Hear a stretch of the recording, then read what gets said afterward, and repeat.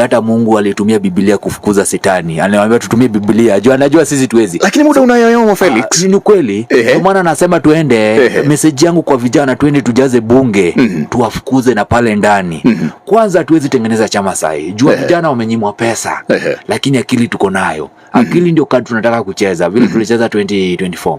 Hadi tukamwambia weke hizi cabinet ministers wako wote kando. Tulimpea chance hiyo break hiyo. Tulikuwa tuna expect wale wa vijana wetu walitengeneza constitution, wamechangamkia mambo, wamehaki hizo system za parliament, watapewa mstari wa mbele wakuje wasaidie president kurun the country. Maana tumerudi chini, wale warevu kidogo, tutumia akili. Sasa niulize pale, akili iko hapa. Niulize swali. Na kadi yetu ni silent sahi. Sahi ni silent. Sahi ni silent. Kwa hiyo tunataka mabadiliko, tunataka kubadilisha nchi, lakini kifika ni kubadilisha nchi hatuwaoni hata kidogo. Usi-lose hope. Mimi niko na hope sana kwa vijana. Tunaona we are the society and we are the change. Na wa vijana wamechoka, wamesameza enough is enough. Na ukiona hata sasa hivi rais account yake imehakiwa. Sijasema ni kijana ndiye amehaka. Tumeamua na tumetoka nje. Sisi ndio tumechoka. Because kitu nataka niwaambie Wakenya wajui, vitabu tumesoma pale shule ni tofauti wale wazee wamesoma. Ukweli kabisa. Manya. Wakielewa kidogo. What is that? Kanario imetuweka Kanairo imewapeleka na rada. Imekuwa ni lugha ya taifa. Pia unapata marafiki wengi sana wamesema kaka ukifika pale jaribu tu present ya taifa. Jumbe sipotee. Ndio hiyo sasa. Karibu sana. Nikitaka uchukue nafasi hii uweze kumsalimia anayekusikiza mahali popote duniani, manake hii station yetu ama hii radio yetu yasikizwa kote duniani. Na sasa ningetaka uchukue fursa hii uweze kumsalimia, umwambie wewe ni nani, umetokea wapi, na ni lengo gani unalo kwa Mkenya. Asante sana kupata muda kama hii zote tunamwambia Mungu asante. Ndiye ndio anatupangilia tufike mahali tumefika, tupate hizo opportunity zote tunapata hapa duniani. Ya kwanza kwa wale wanitambui, ile jina na wananijua nayo sana huko mtaani inaitwa Kaka. Ile iko pale kwa ID kwa Felix Wanjika Nyadua. Ile jina iko pale kwa ID. Mimi ni kijana amezaliwa pale Riruta. Riruta ward iko Dagoretti South. Nilisomea mambo za computer science. Bachelor in business. Pale Egerton. So sasa mimi ni mwanabiashara. Na nilikuwa na ndoto kutoka huko utotoni kwa kiongozi. Nikiangalia high school kwa head boy kutoka form 2. I was a school captain. Nikiingia pale colleges napata napewa class rep. Ngozi na nifuata hivyo. Ile sana imenivuta tangu nianze mambo zangu za siasa hapa Dagoretti South. Nimeona wa vijana kama sisi tumetumika muda mrefu. Na jina ya vijana wanakuja nayo kwa ground kutafuta nayo kura. Na hiyo nyarakati unapewa pesa kidogo. Tunaingizwa mambo kama gunism. Tunatumika juani, hiyo ndo sauti Wakenya wanatamani kusikia. Siasa ni mchezo ya kadi. It's about their personal interest. So they use hii name ya vijana kutafuta kura. So mimi niliona enough is enough. It's high time tuseme sasa wa vijana tuweze tumika kama goons.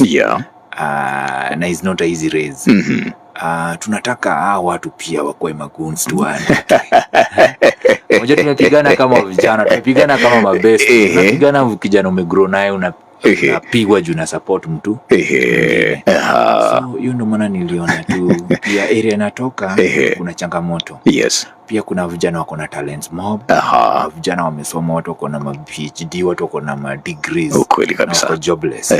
Unapata mtu tangu graduate now 10 years. Hajaipata kazi. So unapata mambo, watu wa vijana wameingia kwa mambo ya drugs.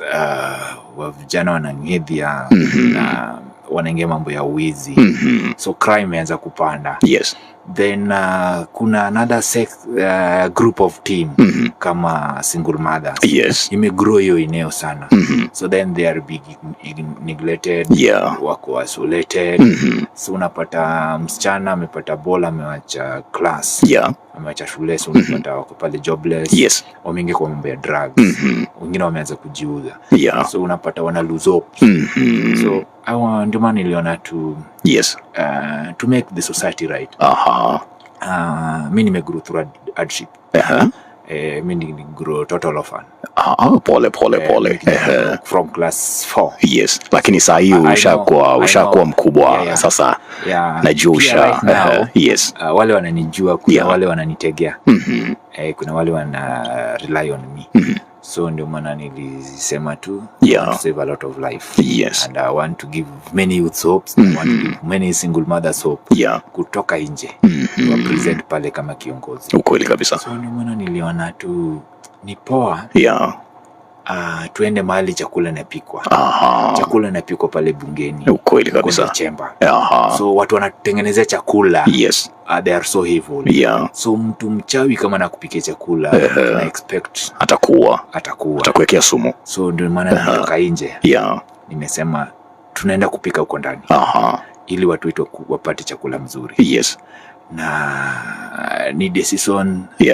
Watu wameogopa kuna mambo ya wizi itakuwa ya election. Kuna mambo za they don't trust the IEBC. So watu wataki kuchukua kura. So hiyo ndio maana nilianza mapema. Nilianza kampeni yangu 3 years ago. 3 years ago. So nilianza kuweka trust kwa vijana. There's no any way tutapigia watu. Lazima tuchukue silaha. Ukweli kabisa. Na silaha yenyewe ni kura. Uzuri kitu imenisaidia hii mambo tuko kadi. Nimekuja na wave vingine the campaign. So imetusaidia wa vijana wamechukua kura. So niko na ile hope. Mambo inaenda kwa poa. Na mambo itaendelea kuwa mzuri. Bado is not enough. So hii jani ilianza kitambo. Si jani nimeanza this year last year. Hii season na huu msimu ilikuwa na ndoto kutoka kitambo. So kama kijana ilikuwa ngumu before nianze hii race. Nilijiuliza swali mingi. Security yangu iko aje? Siasa inataka security. Ukweli kabisa. Finance uko aje kama kijana? Pale huwezi enda pale kiwanjani na watu. Kutoka tu hivyo watu watakuuliza umekuja na nini? Umekujaje jamani? Kaka, umekuja namna gani? Nataka nikuwe example bora kwa vijana. Wajue with no pain no gain.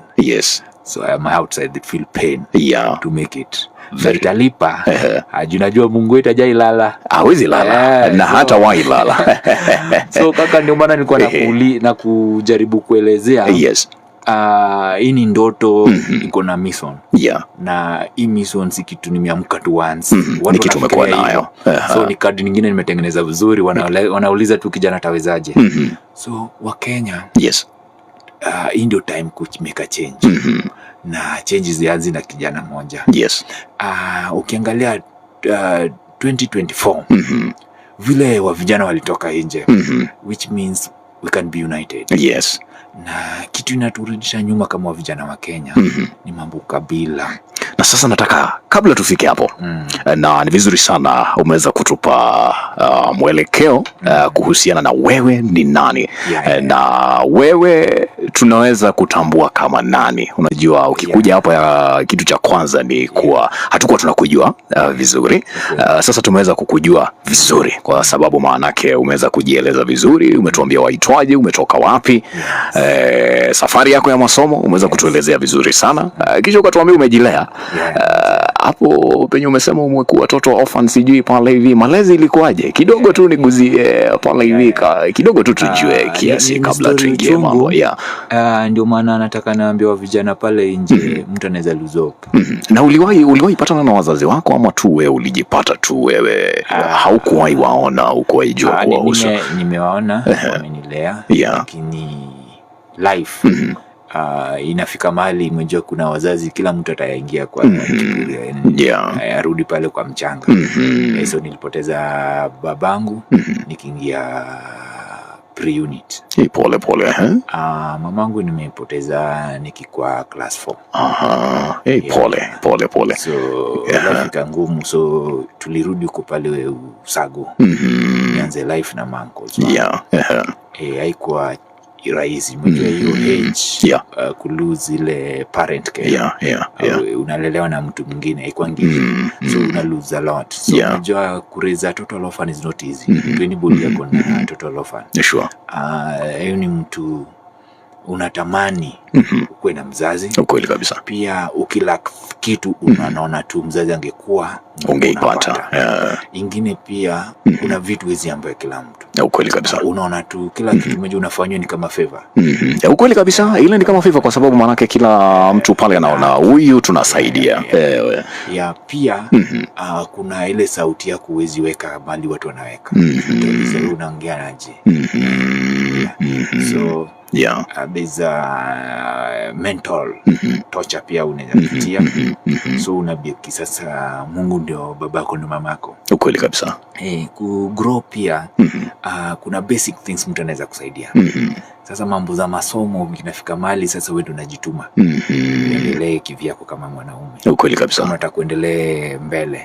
Si mkono zote zinatoshana. Ukweli. Manage tu kupea chakula na maji ya kulala. Hiyo ndio changamoto iko hapo kama kugrow kama total orphan. So hizo ndio vitu motivation imenipea. Juu dunia nilisoma kitu nataka niwaambie kila mtu wa Kenya wajue. Kuna kupanda na kushuka. Ukweli. Na watu walisema mathali hao watu wako wajinga. Ukishuka kuna siku lazima upande. Ukweli kabisa. Ukipanda kuna mali utaenda. Ukweli. So through discipline nimeundergo. Naomba sitaki nirudi huko. Pia imeninacha. Pia it mold me. And I'm already prepared to take the leadership. So meaning ukilelewa pale hivi yale mateso ulipatana nayo ili kufanya ukae ngumu, ukupata zile traumas, ulichukulia yale ni kama masomo ambayo yanakusaidia uweze kujikimu pale mbele. Is the push, is the energy with me. Nifike level nimefika. Ilikuwa inakusaidia kupropel. Ni wale wanimejua nikigrow. Wanajua singekuwa mtu sahi. Lakini neema ya Mungu. Mtu akiniona sahi na vile nilikuwa kitambo. Ukijana something. For example, your torture meneka nikuwa humble. I was you're not entitled to anything that is so that's the reason I say God everything's possible. I did not know I'll go to college. I did not know nitamaliza high school. I did not know nitakuwa na kwangu. I did not know I can pay my rent. Oh my goodness. Yote imekuwa tu ni kama baraka. Yani kila kitu unakiona tu. You're not entitled to anything as you are growing. You are not entitled to anything. Kila kitu unapata unaona tu hii ni baraka. Baraka. Like ukiona hata time nimeanza kwa shule yangu. Mjua after high school niliona siendi kupata nafasi kwenda college. Hata kama nipata grade mzuri sipata kwenda nini. So nilianza kujoin mambo za forces. Unapata unakimbia nduko namba 1 lakini uchukuliwi. Una pesa ziendelea. Nimekimbia Kenya Police, niingia GSU, nimekimbia Kenya Defense Forces. Zote nimekuwa namba 1 kwa kiwanja yote nimeenda hadi hapa Kasarani. Zote ukiangalia rekodi yangu nimekuwa namba 1 kwa kukimbia. Height nilikuwa poa, fit, sina mwili, niko upright. So unapata sina ile uwezo. So then I say God knows why I didn't make it to go that way. But funny enough, nilijoin semi military training. Hadi nikatrain pale. Hadi Uhuru Kenyatta akakuja kanivalisha kofia pale. Nilichapa. Na time nilikuwa pale. Pia Mungu alinichagua nimekuwa kiongozi. I was a squad leader. Kutoka huko ni Mungu pia ndiye amenitoa. Nikaletwa hapa Nairobi City Hall. Nimefanya hapo, nimekuja kama supervisor. Just from recruitment. Pass out. Unaingia tu kwa kazi kama supervisor. Nimework na team kubwa over 800 youths. hapa Nairobi. As a leader. Na as a leader. Yes. From supervisor, after some 1 month, yes, nimepata tu message nimepromotiwa tena. City Hall. Naenda kuchunga vijana ile Green Army. Nimekuwa supervisor, overall supervisor. Yes. Pia Mungu hakulala. Alisema tu lazima utoke kwa hii kazi. Hii kazi ya laana. Hiyo contract ilikuwa terminated. Alisema is about political things. Watu walifukuzwa hadi CEO mwenyewe alipolala. Tuko kwa jobless. Life ilikuwa ngumu kutoka hapo. From there, yes, umejua ilifika mali hata sasa ile life luxury life nilikuwa siwezi hata kulipa nyumba ya 2500 ikakuwa ngumu sasa. So Mungu alifungua njia. Kuna Chinese nilimsaidia City Hall. Yes. Akikamatwa. Nilimsaidia Rosafi bila kunipea pesa. Akanipika kitu after 6 months. Nikaseka nikakonda pale nimebeat. Akaniita kazi. Nisaidia, nataka kijana mwingine aniokolewe. Yes. Kumbe ilikuwa Mungu. Huyu kazi aliniita kusomea. Ilibidi jamani nipeleke China kwanza. Na sasa ulikuwa umemaliza masomo ya chuo kikuu City Hall sasa hapo nasoma. City Hall ndio sasa unafanya kazi, unasoma chuo kikuu. Okay. Mimi mtalinipeleka training. Yes. Ilikuwa connection about Kidero na kwangu moja. Yes. So time nimepata hiyo chance kidogo. Yes. Nikaenda pale nikajipeleka kama nifundishe. Yes. So after that changamoto zikakuja, kazi kaisha. So nimekuwa hapo kwa nyumba na kazi na tafuta, najaribu kwa kama gera, unaenda hizi jua kali kama kazi mjengo. Life ilikuwa ngumu. Hakuna kukaa kwa nyumba, mambo ikiwa ngumu unajaribu what next. Yes, everybody has a place where they find God. I don't know where you find your own God, although we believe in the same God who created earth, heaven and earth, and us too. Na nikio thini wa mitambo yake Gosho FM mushi wa thayo gwiraga ati guku no kuo tu ungeonera thayo. Wewe bũrũri-inĩ witũ wa Kenya, wewe nja wa itoka cia bũrũri wa Kenya, wewe uri Central Kenya, wewe uri the western part of this country na eastern part of this country, north, south and east, everywhere. Guku mushi wa thayo kana guku gwa Kĩgosho no kuo thayo wonekagira. Ngũririkania na ngwĩre ati ino ni tabarĩra ya Kĩgosho Country, nani your senator Kĩgosho Country boy Maina Wachira. Umuthi twina mwanake uikaine ta Felix Kaka Nyaduo, the only man named twice as Miguna. And he's very intelligent as well. Anaigua ametembea mpaka mle China. Amepata ujuzi kutoka China, amekuja huku, ameanza kuhaso, ameajiriwa pia, amejiwekea biashara zake na mambo kadha wa kadha. Amejilea pia. Na amefika mahali akaona kama mimi nimeweza kutoka mahali ambapo sina mzazi hata mmoja, nikaweza kupata masomo hata kama hali ngumu, nikaweza kupata kazi hata kama hali ngumu, nikang'eng'ana na venye mambo yamekuwa, nikaweza kukua mshindi. Je, kwa nini nisiwasaidie wengine, vijana wadogo kama mimi, hawa wanarika, waweze kuwa na maisha mazuri kama nilionayo, ama labda mpaka hadi yawe mazuri zaidi. Kaka, sitaki sasa tukurejelee wewe tena, maanake umeweza kutupa umeweza kutueleza mengi kujihusu wewe mwenyewe na tumeweza kujua vizuri sana zaidi. Na nikiangalia nimeona kila kitu ambacho umeweza kunielezea, kila kitu inaambatana na uongozi. Maanake nikiangalia pale chuoni unachaguliwa kama kiongozi. Tukianza kuna kitu ulikuwa umesema, ukasema vijana wamezoea kutumika kama goons. Sasa ukasema ni wakati sasa wale wazee ambao wamekuwa wakitumia vijana kama goons, hata wao wakuje watumike kama goons na wale vijana. Unaona kama wanaweza kubali kweli? Inawezekana. Niko na solution ya kutatua hiyo jambo. Ya kwanza naona tuongeze mambo ya goonism ikwe juu. Kama kijana mmoja asinule 200, tuweke nule 20,000 kama goon. Hiyo wata afford. Juu unapata mtu mtu anatumia 10,000 anachukua vijana wengi. Yes. Sasa tuweke sasa hii 10,000 iweze kuchukua hata mtu mmoja. So, what a manage. Ya pili, umejua wakitumia pesa tunaweza pigana hata na ndugu yangu. Ukweli kabisa. Ndugu yangu akaona ile eneo na mimi niko huku tutapigana. Sasa tuone kama tunaweza waweka kama goons.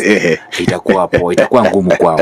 Itakuwa ngumu. Juu unapatanga mtu anakulipa uende mpige ule vijana, lakini baadaye jioni unaona walikuwa mahali wanakunywa chai. Ukweli kabisa. Ama akishashindwa unapata wanashikana mkono kusalimiana. Na sisi ndo tumebaki tumeumia. Unapata mtu amezikwa, amekufa, hajaipata haki. Wa vijana wengi wana mguu. Lakini wa viongozi wako kwa tebo moja. Tuachane nayo. Tuachane nayo. Ilikuwa by the way, awake ibo muthikiriria nakiuga atongoria mego ku bururi-ine mamenyerete kuhuthira mbeu njithi ta goons. Ewe ni ihinda mbeu njithi ingire utongoria-ine andu acio akorwo moke matuike goons. Akiwa mwache kulipwa pesa kidogo, tuweke pesa ikue juu zaidi ili tumalize hiyo kitu. Sasa kumekuwa na uchaguzi hapa nchini Kenya kutoka, naweza sema sasa wewe labda umechagua na mara ngapi tuseme? Politics ya hapa Kenya. Sijai kwa debe. Hii ni mara yangu ya kwanza. Utakuwa pale kuchaguliwa ama kuchaguana, hujaichaguana tena? Kuchaguana. Wacha kuingia pale kwa debe uchaguliwe. Yes. Kuchaguana bado. Bado. Kwa hivyo ni kumaanisha huu utakuwa uchaguzi wako wa kwanza. Na bado itakuwa uchaguzi wako wa kwanza kuingia kwa debe. Unataka kuwania kiti gani? Pale natafuta mbunge wa Dagoretti South. Yes. Sawa. Kazi ya mbunge, kwa sababu unajua umekuwa ukiangalia na unajua ni nini ambacho kinakukusudia wewe mwenyewe kuweza kushawishika kuweza kuwania kile kiti cha ubunge. Sasa wewe kama Felix kaka, kama wakujuavyo, na ni vizuri sana waache kukupigia, wanakuona kwa redio, wanakusikiza kwa redio. Sasa ni vizuri sana anataka nimtambue, nimgote. Hatuwezi fanya hivyo kwa wakati huu tunaongelelea mambo ya kitaifa.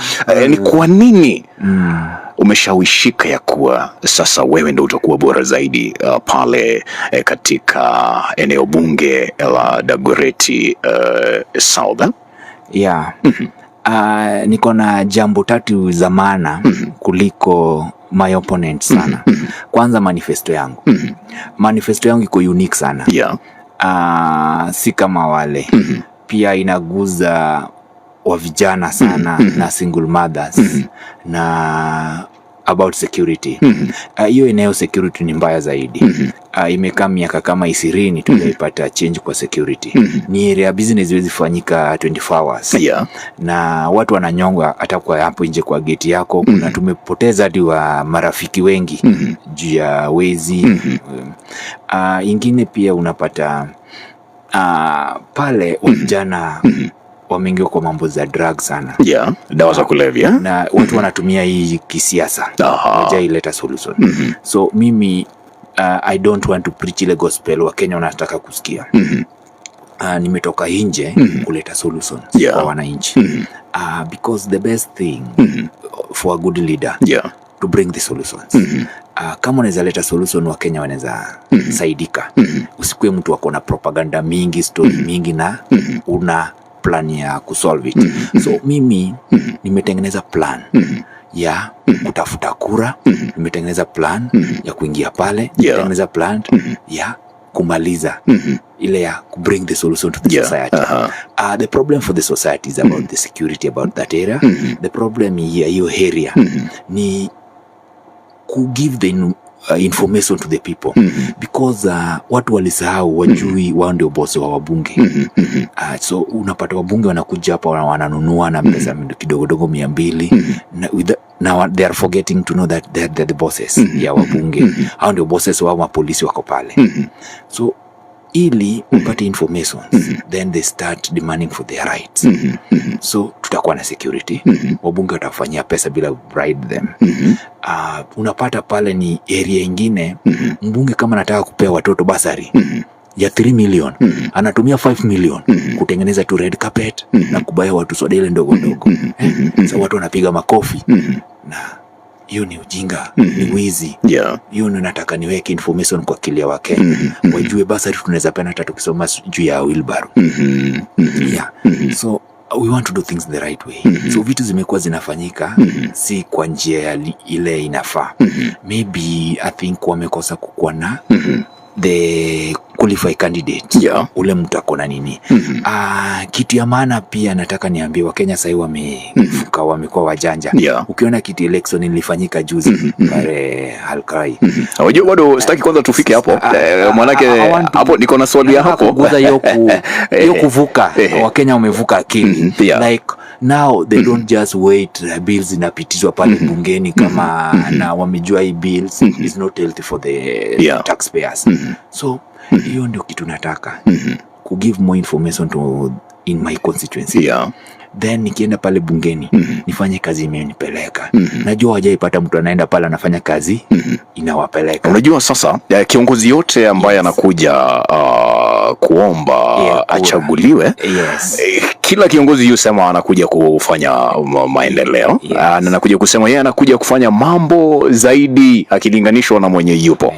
Sasa mimi nikiwa kama mkazi wa Dagoretti South, kitu cha kwanza nimesikia, sijui kukoje manake wewe ndio uko pale na wale wakaaji ndio wanaweza eleza vizuri. Umesema pale hivi security ni mbovu, mbaya sana. Umesema wale watu, unajua sijui kama ni ukweli, umesema ya kuwa pia hawana ufahamu wa nini ambacho mbunge anayofaa kuwafanyia. Si mbunge pekee, hata zile docket security kama zile police stations. Kwa hivyo sasa kwa sababu naona hatuna muda mrefu sana na niko na maswali mengine kama mawili hivyo. Kama siku ya leo mimi naweza hamia Dagoretti nipate nyumba pale na nataka kuishi pale kwa muda mrefu, na nimepata kuna kiongozi aliye the incumbent, na nione kuna kitu hajafanya, unaweza nishawishi vipi nisimpigie kura nikupigie wewe? Yani I want you state uniambie kitu cha kwanza security pale hivi Maina Wachira, nataka kuhakikisha ya kuwa security iko sawa. Na hili lingine umesema masomo, unataka kuhakikisha mambo na basari, na hapo mimi kidogo hiyo nakuanga na vita mingi sana nayo. Manake pia venye naona basari yu patiano ama yu peano pale hivi ama venye yu gawa, bado sijai kuwa nimeridhika hata kidogo. Manake hii ni kitu ambacho naona mpaka hiyo basari yafai iondolewe, ile pesa iwe ikipelekwa shuleni, kila mtoto apate masomo ya bure. Lakini hayo ni mambo tutakuja kuangazia baadaye. Nataka you just state in point form ni nini ambacho yule mtu aliye pale hivi Dagoretti South akikusikiza kama mbunge ambaye ni mwanarika atasema ya kuwa bila shaka kaka atasifanye kitu kingine. Huyo ni yeye tik. Kitu ya kwanza nataka niambie Wakenya, I'm there to bring the solutions. Siko pale kuuza tu sera ama kufurahisha watu na maneno zangu. Niko pale kuleta solutions. Ile wa politicians wengi Kenya wafanyi, ni wachache ndio wamefanya. Lakini mimi nikuja na solution plan. Hiyo ndio kitu nimekuja nayo kwa table. Nataka niwaambie Wakenya, siasa yangu si ya Dagoretti pekee. Pia najaribu kupuswa vijana Kenya mzima watoke nje, tuende tuingie bungeni, tutengeneze sheria pale, na tuambie serikali ufanyiwa Kenya vile inafaa. So hiyo ndio sera yangu. Na hiyo sitaweza, ndio maana nimesema mimi personally nianze na Dagoretti South. So kitu ya kwanza, ujana ni mosi na ujana wanatumika vibaya. Ukweli kabisa. So this is one of the manifesto. Ili nimalize wizi ya Dagoretti South, lazima ni create wa vijana wapate kazi. Na siwezi wadanganya nitawaandika kazi wote. Kitu nitafanya na plan iko kwa manifesto yangu, kwa create ya jobs. Wa vijana wa Dagoretti South wakwe breadwinners, wakwe na ganji kwa mfuko, wasaidie familia yao. Wa vijana akifika 18 na siku analipiwa rent, anafanywa kitu na wazazi. Wazazi wamtegee. Hiyo ni kitu ya kwanza. Kijana akikuwa kazi, ukijana atakuwa mwizi, atakuwa na ngedhi ya pale, atakuwa pale anaingia kwa dawa za kulevya. Hiyo ni kitu ya kwanza. Ni create job opportunity, kutafuta small microfinance, tupate loan kusaidia vijana, si ati wanarudisha. Nataka ni watoa vijana kwa breadwinner, kwa ganji kwa mfuko. Hiyo ni kitu ya kwanza. Ya pili, The single mother is growing in Dagoretti South. Unapata msichana amepata mimba pale akikuwa grade 9, amewacha shule. Na pia unapata kodiso na familia yake. So unataka na wape hopes, niwaambie mazee, is not the end of the life. Usinge kwa madawa, usitumike, don't sell your body. You have a family, you have a generations. I want to give them another life. Nione kama tunaweza fungua facility waendelee na masomo yao, pia tuwa create jobs. Kuna wale unapata ndoa siku hizi imekata kukaa. Mtu amewachana na mambo ya relationship yake, amekaa pale kama single mother. So life ni ngumu. Hao watu wameanza kuingia kwa madawa. Pia nataka kujiuza. Hiyo pia ni mbaya. Ili wakuwe na life poa, generation poa na the society iendelee. Lazima ni wa create job opportunity. Lazima nitengeneze kama rehabilitation zile ziko around. We make use of them. Hiyo ni jambo ya pili. Jambo ya tatu, the security agency lazima tu change. Lazima tu change juu unapata mtu hiyo ndo mboka yake ya kusanya returns za changa.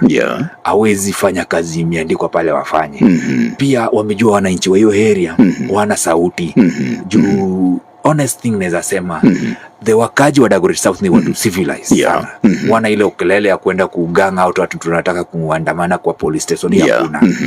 So tunataka mapolisi wafanyika wananchi kazi. Wa bring the security to the state. Watu wanafanya biashara. Waanze kufanya biashara yao mwaka 24 hours. Dagoretti grow. Ikuwe 24 hours economy constituency. Si ati ukipata kazi mahali unafanya 24 hours unama Dagoretti juu huwezi tembea. Tunataka ikuwe safe. Security ikuwe safe. Light ikuwe kwa street, kwa hizo corridors kila mahali. Bwana Felix, muda naona kidogo unaelekea kutupa kisogo. I can breathe it. I can make them breathe. Hiyo naona kidogo. Na nitakupa nafasi siku nyingine ili uweze kuelezea zaidi. Manake nasikia ile manifesto ni manifesto mzuri sana. Unajua mtu akitaja manifesto ni vizuri pia we dig deeper. Tuweze ama tunachimba zaidi tuweze kujua hii manifesto wasema tu utafanya hivi, utafanya namna gani, lakini saa hiyo tutaki tu guzilia hata kidogo. Kuna kitu moja naweza uliza. Manake nimekuwa nikiona uchaguzi ambao umekuwa ukifanyika kama pale Olkalao, nimeona ingine pale hivi imefanyika pale hivi ni Mbeere North na constituencies zingine na nimeona wanarika sijaona impact yao hata kidogo. Na sasa swali ambalo niko nalo ni hili. Wanaweza kuwa tu ni kuongea wanaongea, lakini ikifika ni mahali ambapo sasa kitendo chenyewe chafaa kufanyikia hawafiki pale.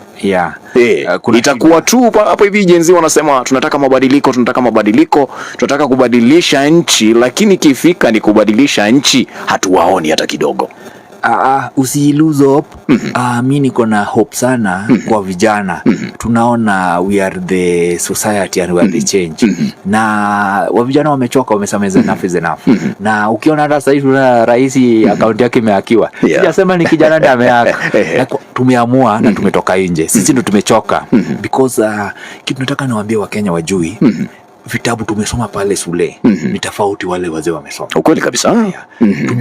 Tumesoma vitabu inahusu kwa kiongozi mbaya kama mstahiki meya na nini mingi sana na they are touching about the bad governance, bad leadership. So and they are such a youth and they have energy and they are the education system ya sahi ya Kenya is allow the youths to speak their mind, the children to speak their mind. So what I want to tell the Wakenya kitu wajui, hii generations, the educations wame receive pale iezi allow they tolerate the bad leadership. Na these people they are not silent. Kuna kitu tuna cook. Na sasa hapo hivi unasema the young people are not silent. Lakini niko na swali. Na hili swali nataka ulijibu kwa sababu tuko na dakika tu kama 2. Tumalizie. Maana we only have 2 minutes. Niko na hili swali. Nimeona uchaguzi yenye imefanyika huko Mbeere. Nimeona yenye imefanyika Olkalao. zile chama ambazo nimeona zimesimamisha wale viongozi wao ambao walikuwa wanataka wachaguliwe, ni vyama ambavyo tumezoea kuviona. Ni kweli. Kuna DCP. DCT tujaimwona, ni mara yake ya kwanza. Ni mara ya kwanza, lakini wale ambao wako pale mbele tumewazoea kwa siasa. Manake wamekuwa kutoka wakati wa Moi, wamekuja wakati wa Kibaki, wamekuja wakati wa Uhuru. Unaona, ni wale wenye zile chama ni watu ambao tumezoea kuwaona kwa uongozi kwa muda mrefu. Ni nguo ndo wamechange. Ni nguo tu wamebadilisha. Ni wale. Na wale wa DCP si ati ni watu wageni wamekuja tu ni vijana, hapana. Wale ni watu wamekuwa tu kwa uongozi tofauti wenye tu umekuwa ukiongoza nchi ya Kenya. Kuna wale wa UDA. Ni wale tu. Na hizi chama mbili ndo nimeona zimekuwa zinapelekana ana kwa ana, zinakimbizana ana kwa ana. Kweli. Na sasa swali langu ni je, kama Gen Z wanaona kweli wanaweza badilisha hii nchi, kwa nini hatuwaoni katika vinyang'anyiro hivi hata wakati hatuwaoni? Hiyo ndio changamoto wawezi tupea. Ndio maana nakuambia tujalala, tunaangalia njia nyingine. Hata Mungu alitumia Biblia kufukuza Shetani. Anawaambia tutumie Biblia. Anajua sisi tuwezi. Lakini muda unayoyoma Felix. Ni kweli. Ndio maana nasema tuende, message yangu kwa vijana, tuende tujaze bunge, tuwafukuze na pale ndani. Kwanza tuwezi tengeneza chama sahi. Jua vijana wamenyimwa pesa. Lakini akili tuko nayo. Akili ndio kadi tunataka kucheza. Vile tulicheza 2024. Hadi tukamwambia weke hizi cabinet ministers wako wote kando. Tulimpea chance hiyo break hiyo. Tulikuwa tuna expect wale wa vijana wetu walitengeneza constitution, wamechangamkia mambo, wamehaki hizo system za parliament. Watapewa mstari wa mbele wakuje wasaidie president kurun the country. Hakupea kijana hata mmoja nafasi. Na vijana wamesoma na these people they have a lot of talent, they have a good leadership na tukupewa nafasi. Sasa hii pia chama zinaundwa kila siku, hakuna kijana atawekwa mstari wa mbele. So ndio maana tunasema we are looking at another new tactics. Na sasa hii tactic mpya maana yake we are headed to the general elections. So almost na hakuna break na we don't have any shortcut. The solution is we as youth, we must unite ourselves. And tukiona kijana yote pale kwa ballot, tumpe kura. Atasimama na chama gani? Maana yake hapo hivi tunaona zile chama ngwiji ziko na wanasimamisha watu wao na wanawapigia debe na wale tu wanarika wamenyamaza tu. Kitu hiko sisi ni kondoo. Ni kondoo very white. So kitu tutafanya tuvae tu nguo ya chui, tuingie na chui kukundi yao. Tukiingia pale tuwahubirie, tuwaombe, tuwachange. Kila mtu akwe kondoo. So kitu hiko kitu ya maana right now to the youth in Kenya to participate and to contest for various seats across the state, kuanzia MCA, wabunge, women rep hizo. Swali langu hiyo ni ya kwanza. Swali langu bado usiangalie party sahi. Najua hata kama tutawaniaje, manake sasa ukiwa under the umbrella of kama Jubilee, ukiwa under the umbrella of DCP, ukiwa under the umbrella of UDA, kuna unajua pale hivi chama iko na constitution yao. Ita nini kitu na ukweli inaweza. Na sasa youths walisema, Gen Z walisema they are tribeless. Hiyo ni kweli. They are leaderless. Na sasa imefika mahali ambapo tunahitaji pale hivi. Tunahitaji you stop being leaderless. You stop being okay fine tribeless, we agree to that because this country of ours tunaishi pamoja watu wa kabila mingi na udugu. Si vita rahisi, ndio maana nasema ni vita inataka akili. Umejua wametupigania, they divide us. They try to divide us. Ukiangalia vijana walikuwa pale mstari wa mbele, Kasamu ile hao watu unaona wamenunuliwa. Murara Kibasa amefinywa kidogo ametoroka. Kuna wengine studio alikuwa anaitwa Kayo, hao pia amefinywa wametoroka. Sasa kuna kijana kuredi kukaa pale mbele. Mimi hata hii ya juzi nililala Central. Lakini sitaki kutoroka. Na naficha chini ya maji. Kuna na kijana yule Mr. Speaker sasa unaona sasa anafinywa. So hizo ndio changamoto tuwezi pigania. So ndio maana tumerudi chini, wale warevu kidogo tutumia akili. Sasa niulize pale akili iko hapa. Niulize swali na nitauliza tena na tena. Kuna solution, kuna suluhisho ikifika mwaka wa 2027 mwezi wa 8 pale tutaona wanarika wamejaa pale bungeni, wanarika watachaguliwa kama wabunge. Hiyo ni kweli. Na watasimama na chama gani? Itawezekanaje hawa wanarika waweze kuwania zile nafasi za uongozi, kama ni ubunge, kama ni MCAs, kama ni wale senators?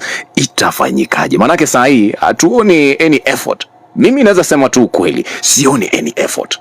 Wewe unaona hivyo? Sioni any effort. Mimi kama kijana niko chini kwa ground, kweli ya mambo naweza ambia Mkenya yote ako mali yako. Wa vijana wametoka nje na watakuwa kwa debe na wamejiandikisha kama wapiga kura.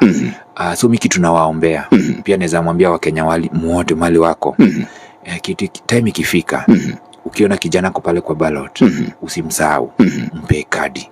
Kijana atajituma. Ukiangalia for example, angalia Dini Nyoro, yes bado ni kijana. Ukiangalia ukiangalia wakina Babu Owino, ukiangalia Peter Silasia, pia wanapitia vita tunapitia sahi, lakini wanajituma, lakini wanaliva.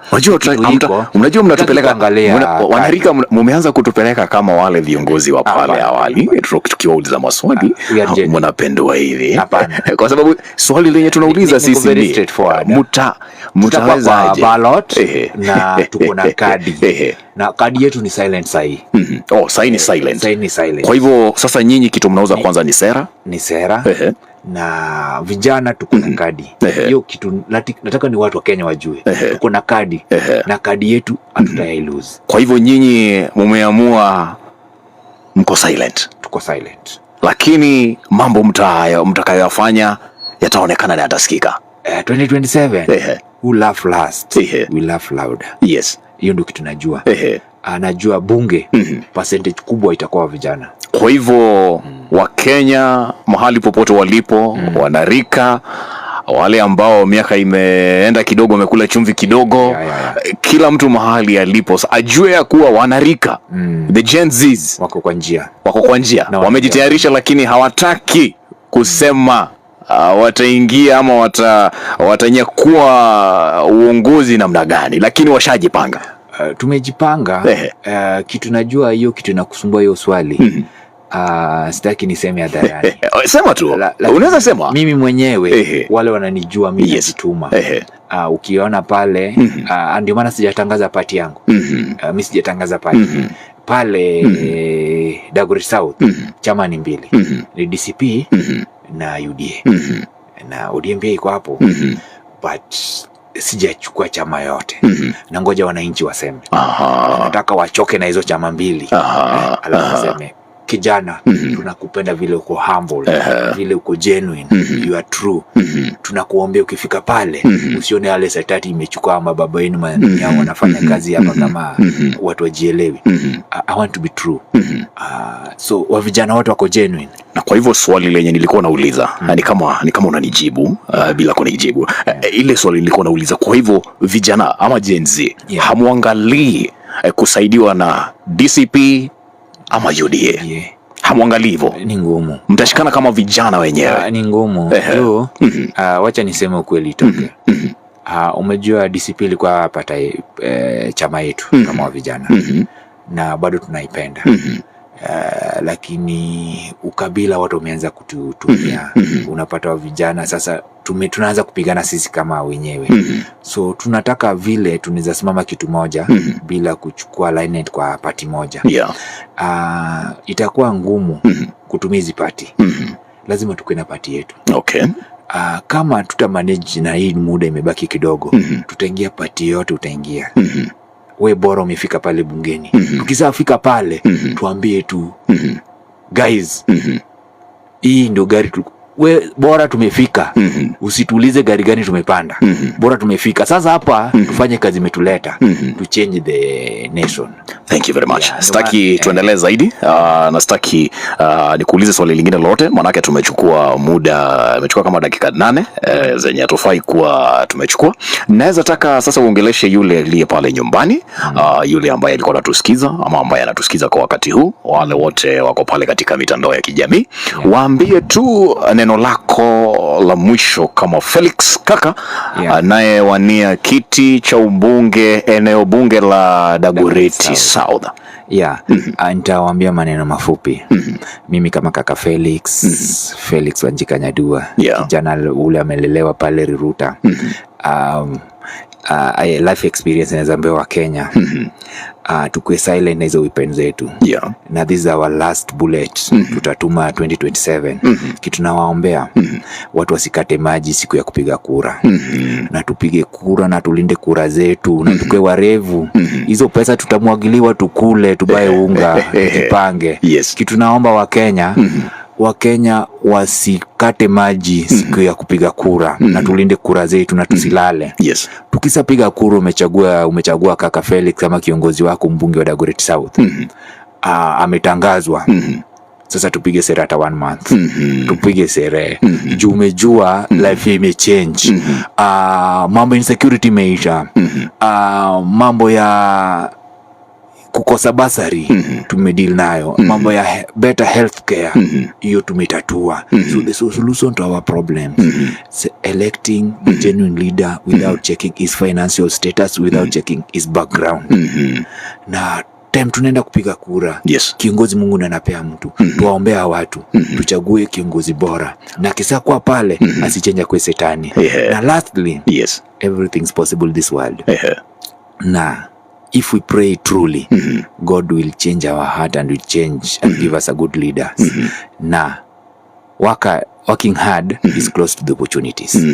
So tuendelee kujituma wa Kenya. Usichoke mama, hata ya usuri mipanda juu ama tuko na viongozi mbaya, tuendelee kujituma. Mambo itakuwa mzuri. Maybe Mungu anaweza mtoa mambo ikuwa mzuri. Asante sana.